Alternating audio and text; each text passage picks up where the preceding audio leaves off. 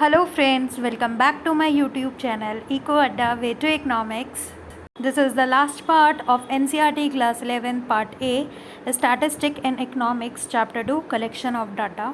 तो हमारे इसमें दो टॉपिक्स रह गए थे, census of India and NSSO. Census of India is an agency which provides the complete and continuous demographic records of the population. India में ऐसी बहुत सारी एजेंसीज़ हैं जो पॉपुलेशन के आंकड़ों को काउंट करती है. सेंसस ऑफ इंडिया एक ऐसी एजेंसी है जो एक डेमोग्राफिकल रिकॉर्ड्स मेंटेन करती है ऑफ द पॉपुलेशन. 10 साल के अंदर कितनी पॉपुलेशन जो है वो इंक्रीज़ होती है. Since 1881 it is regularly conducted. हर 10 साल के बाद सेंसस ऑफ इंडिया पॉपुलेशन को काउंट करती है. The first census was held in 1951, just after the independence.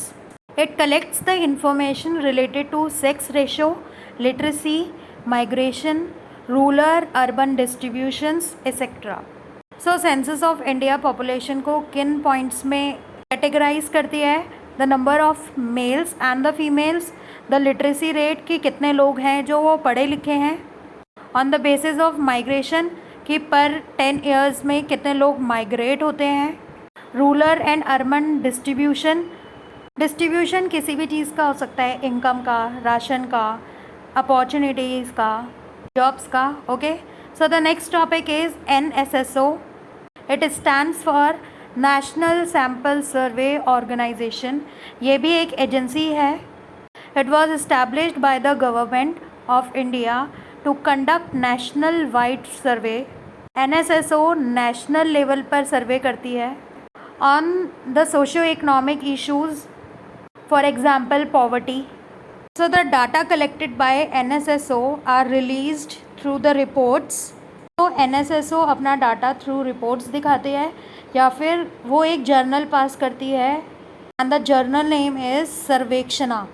ये नाम आपको याद रखना पड़ेगा, Sarvekshana. Okay, understood.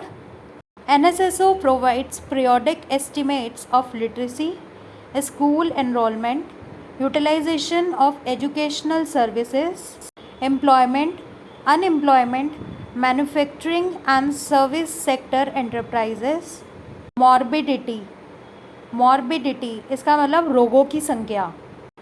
It means number of diseases, maternity, child care, utilisation of public distribution system etcetera. NSSO इन सबकी रिपोर्ट को मेंटेन करता है. Here are some features of the NSSO. It undertakes the field work of annual surveys of industry. Annually ये survey करता है सारी industries को.